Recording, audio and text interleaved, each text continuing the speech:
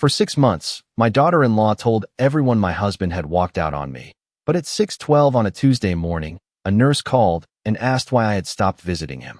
I remember the sound of my coffee maker sputtering in the kitchen, the pale Ohio sunrise slipping through the blinds, and my hand freezing around the mug Thomas had used every morning for 41 years. The woman on the phone said her name was Denise, and she was calling from Ashwood Lodge, a recovery facility outside Indianapolis. She spoke gently, the way people speak when they think age has made you fragile. "Mrs. Parker, your husband has been asking for you again. He keeps saying Evelyn wouldn't just leave him here." For a moment, I could not breathe. My husband, Thomas Parker, had vanished overnight 6 months earlier.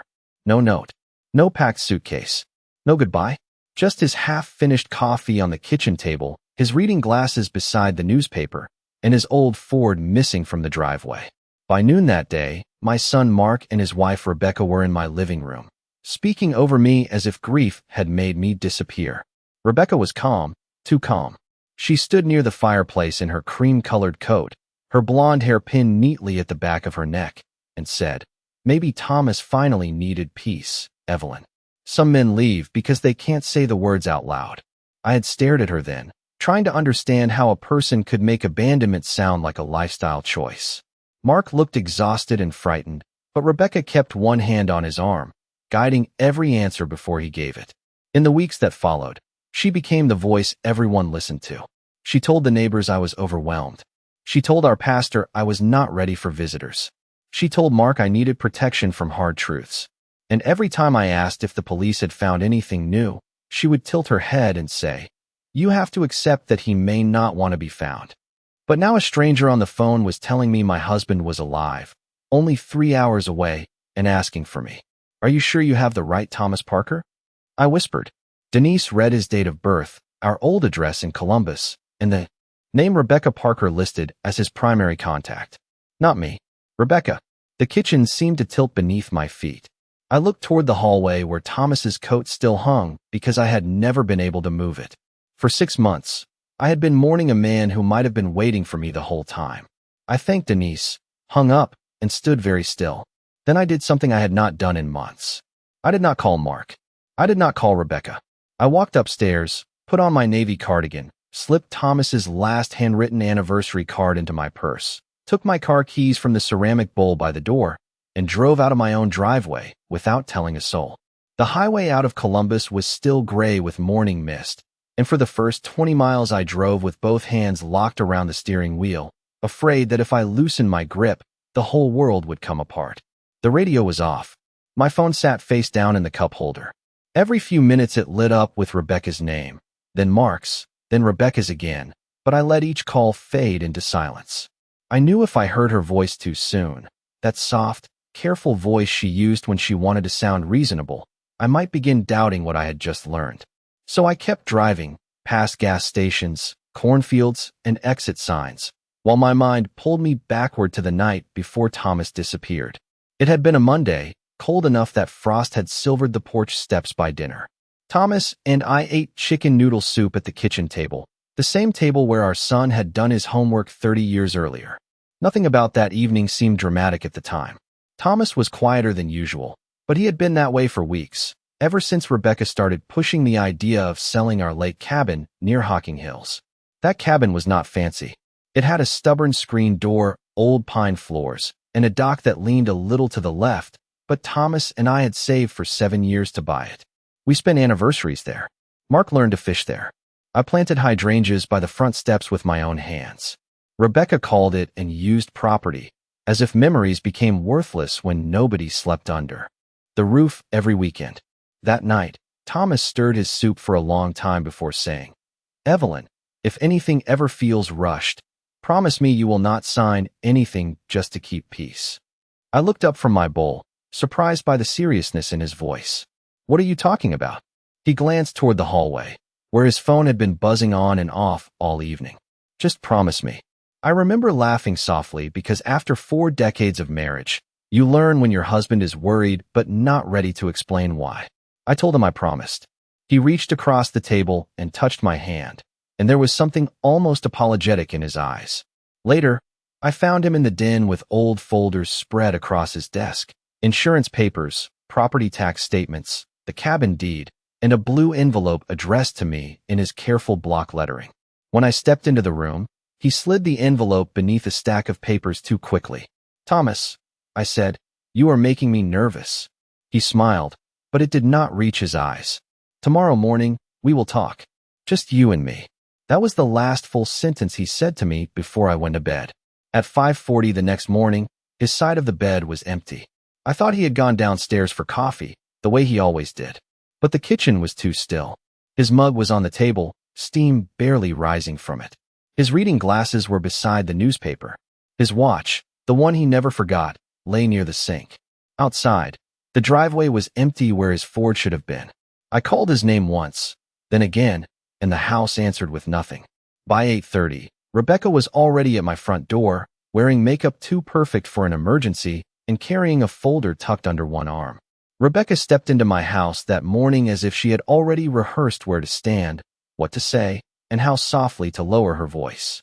Mark came behind her 10 minutes later, still in his work shirt, his hair uncombed, his face pale with fear, but Rebecca was composed. She put her purse on my kitchen counter, opened the folder she had brought, and began making a list before anyone had even called the hospitals twice. "We need to be organized," she said, sliding into the chair Thomas had used only a few hours earlier. "Evelyn, sit down. You are shaking." I was shaking, but not because I was helpless. I was shaking because my husband was gone and my daughter-in-law was acting like the manager of a problem she had expected. She called the police department for me, even though I had the number in my hand. She spoke to the officer on the porch while I stood just inside the door, listening to her describe Thomas as depressed, overwhelmed, and increasingly distant. None of those words sounded like my husband, but when I stepped forward to correct her, she touched my arm and said, "Let me handle this. You are too emotional right now." Mark looked at me with wet eyes, then looked at his wife, and that was the first time I felt something colder than fear. I felt myself being moved aside. By noon, Rebecca had called our pastor, 2 neighbors, and Thomas's younger brother in Cleveland. Each time, her voice carried the same careful sadness. "Evelyn is not ready to talk. We are protecting her from too much stress." Protecting me became her favorite phrase. It sounded kind, but it built a wall around me brick by brick. When Mrs. Caldwell from across the street came over with a casserole, Rebecca met her on the porch and never let her inside. When my friend Marjorie left 3 messages asking me to call, Rebecca told Mark I should rest and offered to return calls on my behalf. When the mail came, she started bringing it in before I reached the box, sorting envelopes at the kitchen counter with the confidence of someone who believed privacy was optional for older women. The first few days blurred together. I slept in short pieces on the living room sofa because I could not bear the empty bedroom. Every time a car passed slowly, I looked out the window hoping it was Thomas's Ford. Every time the phone rang, my heart jumped. But Rebecca always seemed to get there first. "I will answer it," she would say. "You do not need another disappointment." Mark believed she was helping. That was the saddest part. My son, the boy who once ran to me with scraped knees and school projects, now stood in my kitchen waiting for his wife to explain what I needed. Rebecca began bringing brochures for senior living communities, not forcefully, never that. She left them near my teacup, beside my Bible, on the table where Thomas and I used to play cards. "Just options," she said. "Nobody is rushing you." But everything about her was a rush. Within 2 weeks, she suggested I give Mark temporary access to our accounts in case bills became too much for me. Within a month, she said the lake cabin might be painful to keep. By the 3rd month, she had convinced half the family that Thomas had chosen to disappear and that I was too heartbroken to accept it. Driving toward Indiana 6 months later, I finally understood that grief had not made me weak. It had made me quiet, and Rebecca had mistaken quiet for surrender. The first crack in Rebecca's perfect story had appeared 3 weeks before that drive to Indiana, during a Sunday dinner at Mark's house in Worthington. I almost did not go. By then, I had become tired of sitting at their long white dining table while everyone spoke to me in careful voices, as if ordinary sentences might shatter me. But Lily had called the night before and asked if I would come because she had baked lemon bars from a recipe Thomas used to love. Lily was 16, tall and quiet, with her grandfather's gray eyes and the habit of noticing things adults tried to hide. So I put on my green sweater, wrapped a small gift for her, and drove over just before 5. Rebecca opened the door with the same polished smile she wore for church luncheons and school fundraisers. "Evelyn, you look rested," she said, which sounded less like a compliment and more like an inspection. Inside, the house smelled of roasted chicken, vanilla candles, and the kind of forced cheer that makes a room feel colder, not warmer.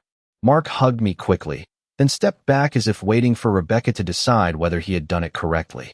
During dinner, Rebecca kept the conversation light.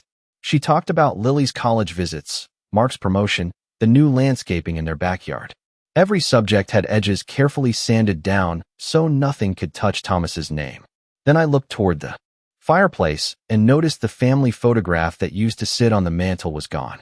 It had been a picture from our lake cabin, Thomas standing with his arm around me, Mark holding a fishing rod, Lily laughing with a sunburned nose.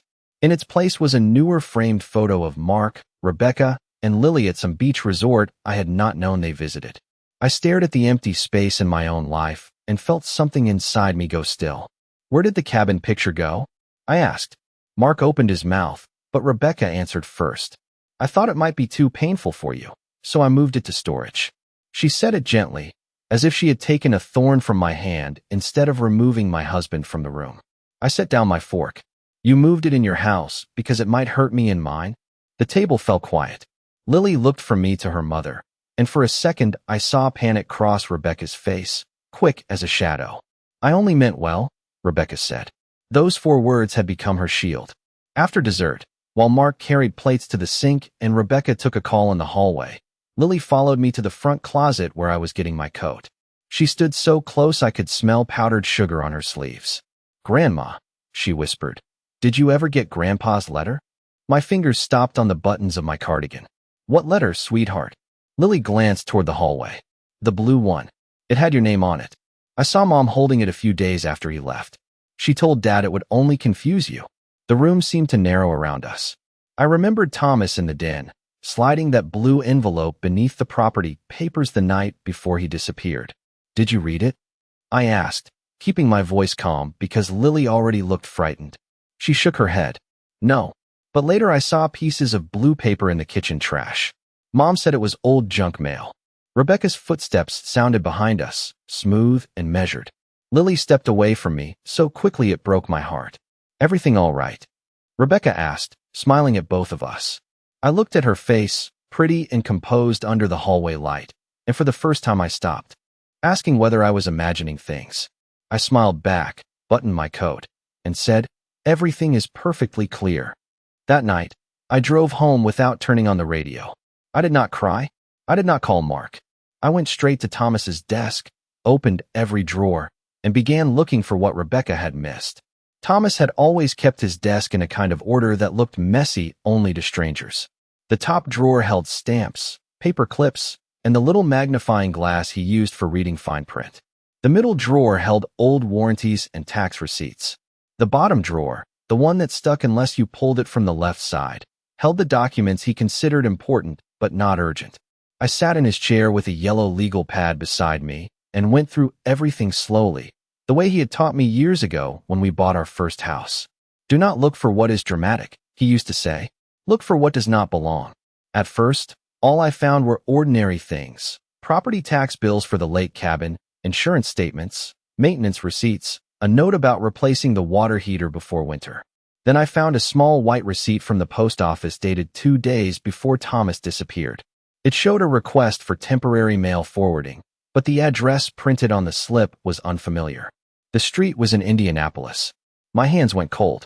Thomas had never mentioned Indianapolis to me, not once. I put the receipt in an envelope, wrote the date on the front, and placed it in my purse. The next morning, I drove to our local post office as soon as it opened.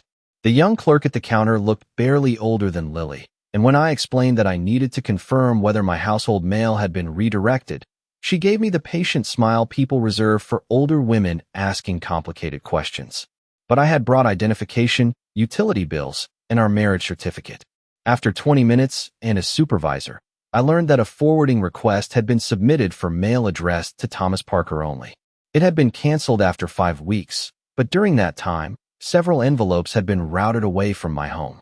The supervisor could not tell me who picked them up, but she printed what she was allowed to print and slid the pages across the counter. I thanked her without letting my hands shake until I reached the parking lot. From there, I went to First Buckeye Bank, where Thomas and I had kept our accounts for nearly 30 years. Rebecca had offered many times to drive me there, which suddenly seemed less like kindness and more like strategy. A manager named Mr. Alvarez recognized me and invited me into his office. I asked for recent statements on every account connected to my name or Thomas's name. He hesitated when he saw one account I did not recognize, a small linked checking account opened 4 months earlier under Mark's name with Thomas listed as a related party. I had never seen it. I had never signed for it. Yet several payments had gone from that account to Ashwood Lodge. The name meant nothing to me then, but I copied it carefully. That afternoon, I called Samuel Green, the attorney who had handled our wills when Thomas retired from the school district. Samuel was 72, sharp-eyed, and too experienced to dismiss a widow with a worried voice. I told him about the blue envelope, the mail forwarding, the bank account, and Rebecca listing herself between me and information that should have belonged to my marriage. He did not interrupt once. When I finished, he said, "Evelyn, do not confront anyone yet. Bring me copies of everything. Not originals. Copies." For the next 3 weeks, I became very quiet and very thorough. I bought a cheap printer from Office Depot and learned to scan documents at my kitchen table. I checked phone records, insurance notices, and every unopened envelope Rebecca had failed to remove.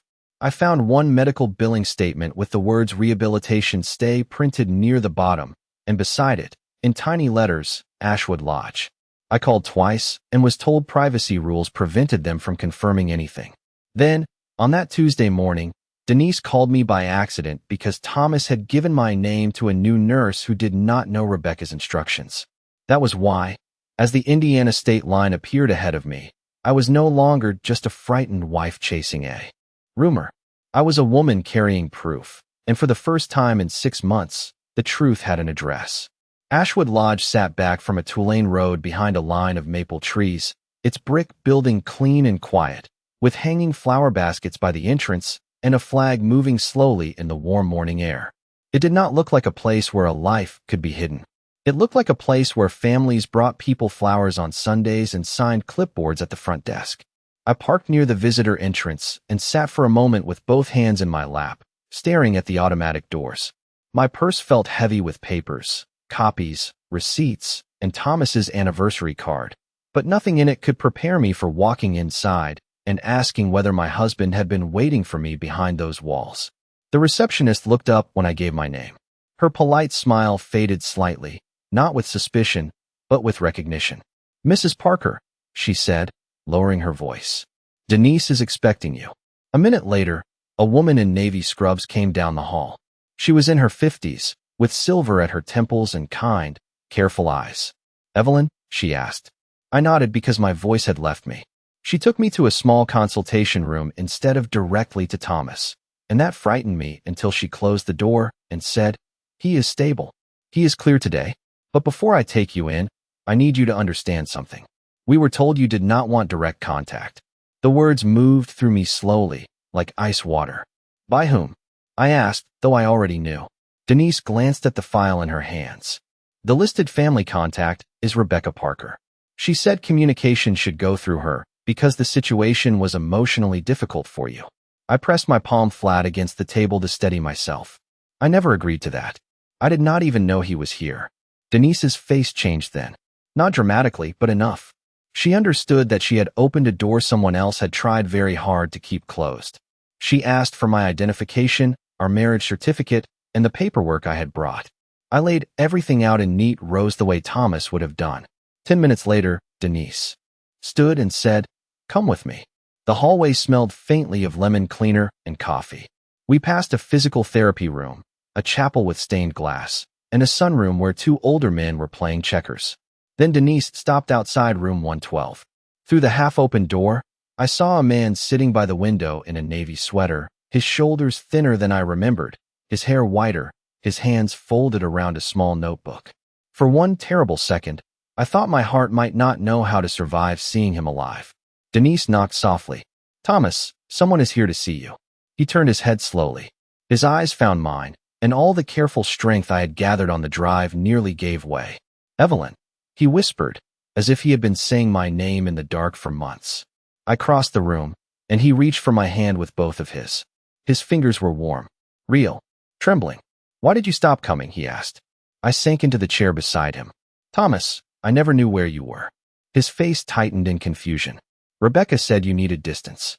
She said my leaving that morning hurt you so badly you asked not to see me until I was stronger." I shook my head, and the room blurred for a moment. "You did not leave me." His thumb moved weakly over my wedding ring. "No. I had a spell on the road that morning. I do not remember all of it clearly, but I remember asking them to call you. Later, Rebecca came. She said she and Mark would handle everything because you were too upset. I wrote you letters." "I never received them," I said. He closed his eyes, and the pain on his face told me more than any document could. Then he opened his notebook with slow, careful hands and showed me pages filled with drafts addressed to me. My name was written again and again at the top. "Evelyn, my love. Evelyn, please come. Evelyn, something is wrong." I placed Thomas's old anniversary card on his blanket, the one I had carried from home, and his eyes filled with recognition. In that quiet room, beside a window overlooking a courtyard of red geraniums, 6 months of lies began to collapse. Thomas had not abandoned me. I had not abandoned him.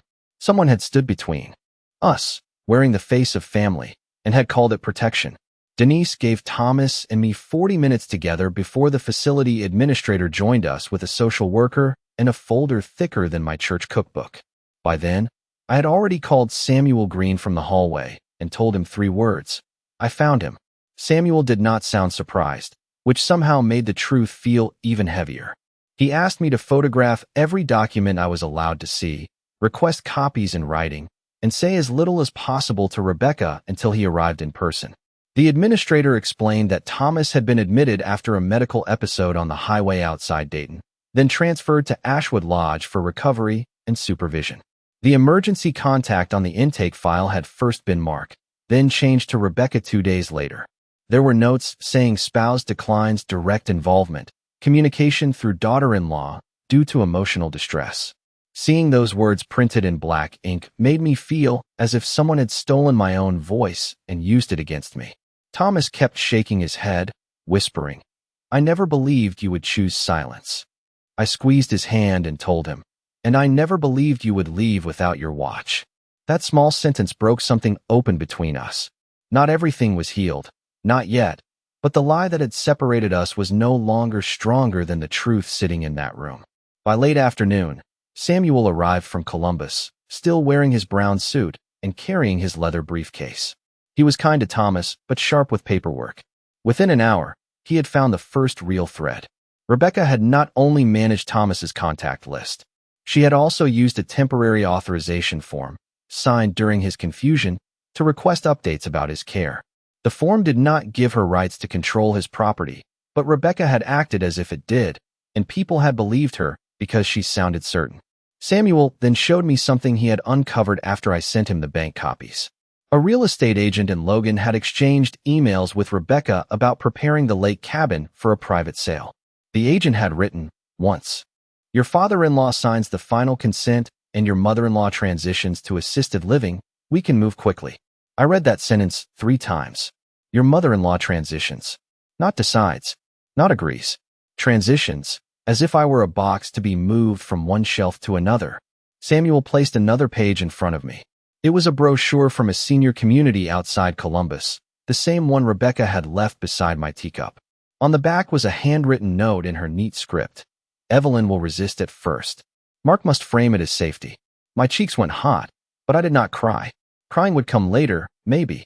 In that moment, I felt a clear, quiet anger that stood up inside me like a spine. The cabin, Samuel explained, was protected by an old survivorship clause Thomas and I had signed years earlier after a neighbor lost property in a family dispute. Rebecca must not have known the exact wording. She believed if Thomas was hidden away and I was pressured into selling the house, Mark could be persuaded to let her control the rest. "She needed you lonely, confused, and willing to sign," Samuel said. Thomas looked at me with shame in his eyes, but I shook my head before he could apologize for being ill, for trusting the wrong person, for all the things that were not his fault alone. No, I said quietly. We are done letting her write the story. Before I left Ashwood that evening, Thomas signed a new contact form naming me first and Samuel second. Denise removed Rebecca's access, pending review. Then Samuel and I walked to the parking lot under a soft orange sunset, and he asked what I wanted to do next. I looked at my phone, where Rebecca had left 9 missed calls and 1 message saying, "Evelyn, we need to talk before you make things worse." For the first time in 6 months, I smiled. She is right, I said. We do need to talk. But this time, she will not be the one holding the folder. I did not answer Rebecca that night. I let her calls go to voicemail while Samuel and I built the kind of silence that makes people careless. By Wednesday morning, I sent one short message to Mark. We need to sit down as a family. I suggested brunch on Saturday at Brookside Country Club, a place Rebecca loved because the windows were tall, the tablecloths were white, and she could perform concern in public without raising her voice. She responded within 6 minutes from Mark's phone, saying that sounded wise and she would bring information about next steps. I almost laughed when I read it. Next steps. She still believed she was guiding me toward the life she had chosen for me. On Saturday, I wore the pearl earrings Thomas gave me for our 40th anniversary and the navy dress Rebecca once said was a little formal for a woman my age. Samuel arrived separately and waited in the lobby with a slim folder under his arm. Thomas came with Denise, not because he was helpless, but because the drive from Ashwood had tired him and he needed someone medical nearby. He waited in a private sitting room until I gave the signal. I reached the table first. Mark stood when he saw me, guilt already written across his face. Rebecca remained seated, smiling with that soft little tilt of her head. Beside her, Lily looked pale and nervous, her hands folded tightly in her lap. Rebecca had placed a glossy brochure on the table before I even sat down. It showed a smiling gray-haired couple walking past a garden fountain. "Evelyn," she began, "before emotions take over, I want you to know this comes from love." I looked at the brochure, then at my daughter-in-law. "I am sure you practiced that sentence." Her smile flickered. Mark frowned. "Mom, please. Rebecca has been trying to help." "Yes," I said. "That is what she calls it." I opened my purse and took out the first copy, the mail forwarding receipt. I placed it between the coffee cups. Then the bank statement showing payments to Ashwood Lodge. Then the facility contact form with Rebecca's name where mine should have been. Then the email from the real estate agent about the lake cabin. Each paper landed quietly, but the table seemed to grow louder with every one. Rebecca did not reach for them. That was how I knew she recognized them. Mark picked up the contact form first. His eyes moved over the page, then stopped. "Rebecca," he said slowly, "why is your name listed here?" She gave a small, breathy laugh. "Because your mother was not in any condition to handle hard news. I stepped in because somebody had to be practical." "Practical," I repeated. "Is that what you called keeping my husband's letters from me?" Lily made a small sound, almost a gasp. Rebecca turned toward her daughter, warning in her eyes, but Lily had already started crying silently. "I saw the blue envelope," Lily whispered. "I told Grandma." Mark looked as if the floor had shifted beneath him. Rebecca reached for his sleeve. She misunderstood. "She is a child." That was when Samuel walked up to the table. He introduced himself politely, placed his business card beside Rebecca's plate, and said, "She understood enough." Rebecca's face lost color, but she still tried to recover. "This is ridiculous. Evelyn is confused, and you are taking advantage of a grieving woman." I looked past her toward the lobby entrance and nodded once. Thomas stepped into the dining room with Denise beside him. For the first time since I had known her, Rebecca had no prepared expression. Her mouth opened, but nothing came out. Mark stood so quickly his chair scraped the carpet. "Dad." Thomas moved slowly, but his voice was steady. "Hello, son." The room around us seemed to hold its breath. I did not raise my voice. I did not need to. I touched the stack of papers and said, "For 6 months, you let me believe my husband had abandoned me. You let him believe I had chosen to stay away. You spoke for both of us while planning what to do with our home, our cabin, and my future." Rebecca shook her head, tears appearing exactly when they might still be useful. "I was trying to keep this family together." Thomas looked at her, tired and clear-eyed. "No, Rebecca, you were trying to stand in the middle of it and call yourself necessary." Mark covered his face with one hand. Lily reached for mine under the table. And in that bright country club dining room, surrounded by fresh flowers and silverware and polite strangers pretending not to listen, Rebecca's beautiful little story finally broke in front of everyone. Rebecca tried to stand, but for once there was nowhere graceful for her to go. The papers were on the table. Thomas was in the room. Samuel was beside me, and Lily was holding my hand as if she had finally chosen which truth she could live with. Mark kept looking from his father to his wife, his face changing with every second, not because he did not understand, but because he understood too much at once. "Mom," he said, his voice low and broken, "why did you not tell me?"